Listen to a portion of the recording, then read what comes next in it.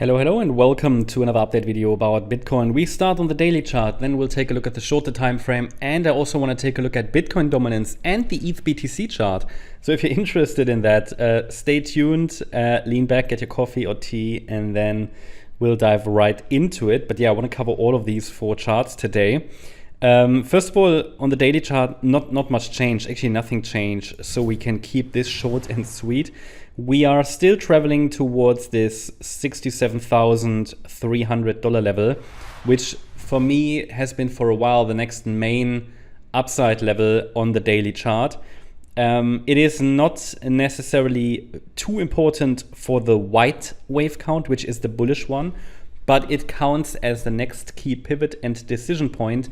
That is how I would like to understand this and how I would encourage everybody to understand it, because it is, as I said, the 100% extension of the initial rally that happened here between August, well, the 5th of August and 5th of August low and the kind of the 9th of August high.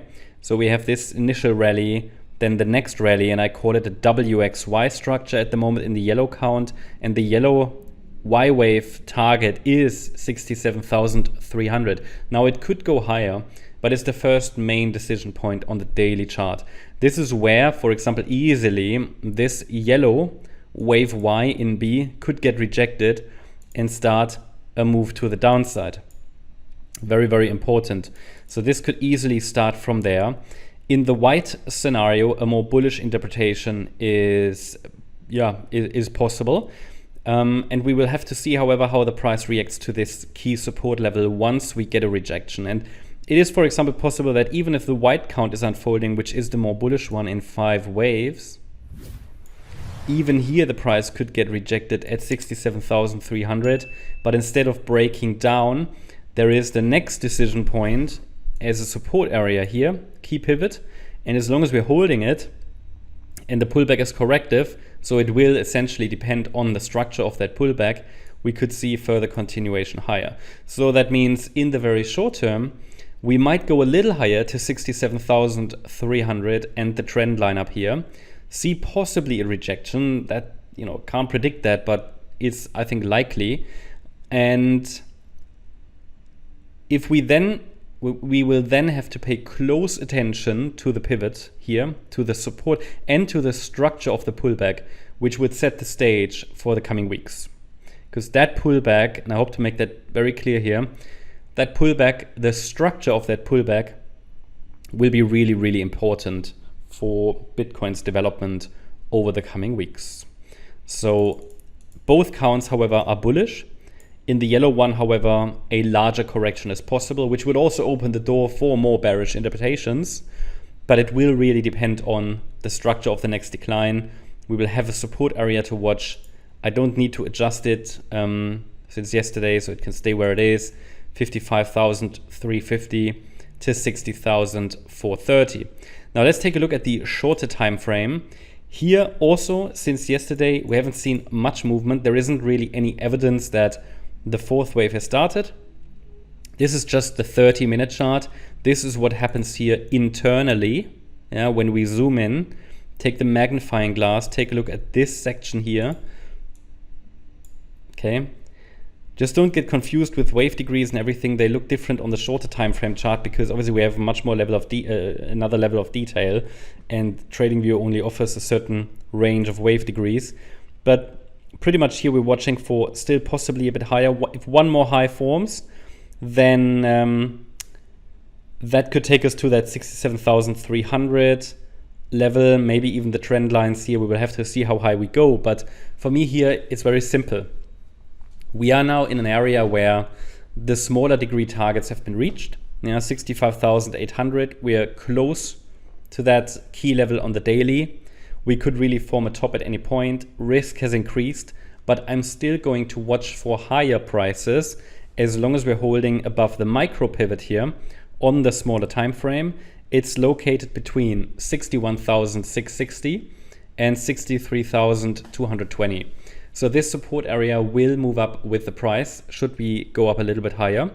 I highlighted to you a few days ago that we could get, or we should get, one more high or two we might get to. It's a matter of looking at the chart, you know, whenever it reaches key resistance or target, to see how the structure to the downside looks like.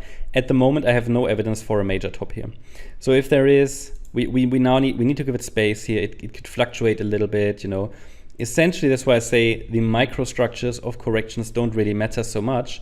It is this support area that now matters, and it takes a break below 61,660 to indicate that a top has formed, and then we can switch to the key support area on the daily to see if this here could be a B wave in white or even something a little bit more bearish. Now, what I wanted to do now, I wanted to take a look at the ETH BTC chart. A lot of people have been interested. That shows the relationship between Ethereum and Bitcoin and which of these two is currently outperforming.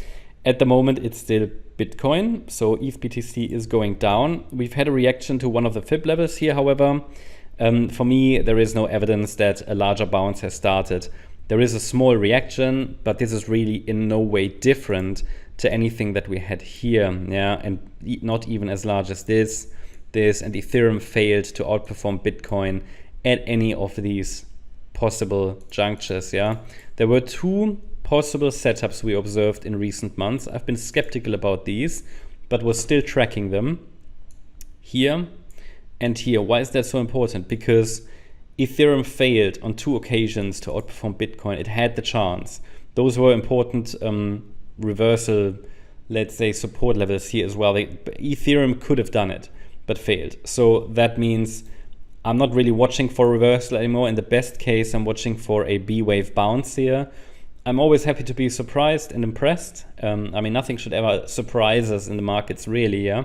We know that in previous bull markets, Ethereum typically started to outperform at some point. So I'm definitely open to it.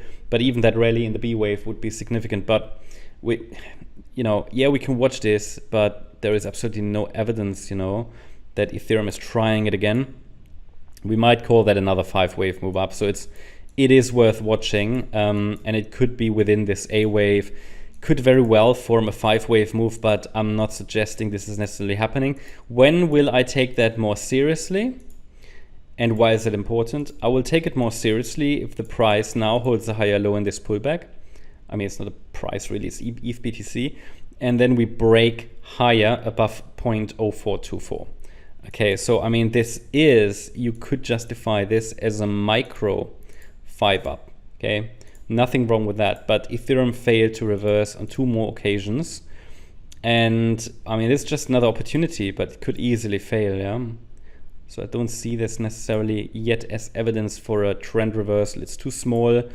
And with Ethereum's weakness in this bullish market here, on this bull market, or cycle, I should rather say, I'm just skeptical, okay? So support levels are 0.04 and 0.039. I just want to point out the opportunity here, but it's important to approach it with a healthy sense of skepticism. If Ether is outperforming Bitcoin, here's another opportunity.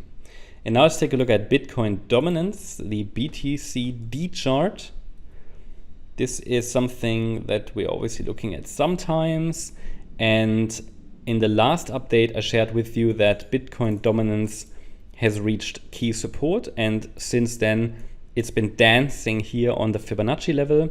So while I often say that here Bitcoin dominance isn't really so suitable for Elliott Wave analysis, it does respect the Fib level still quite well, doesn't it? I mean, we just had a rejection from that line here, which represents the 61.8 retracement, dipped into support, is now dancing on the 23.6 retracement. I'm watching potentially for an ABC structure here.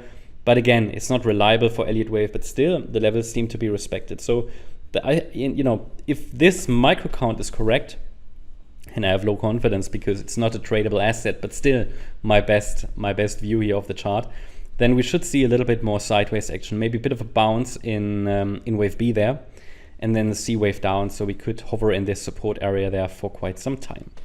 That's the update about Bitcoin. Hope you liked the update. If you did, please hit the like button, leave a comment and subscribe. And if you really like the content, then please check out the channel membership. Also, make sure that you follow us on Instagram and Twitter for additional content. Thanks a lot for watching. Bye-bye.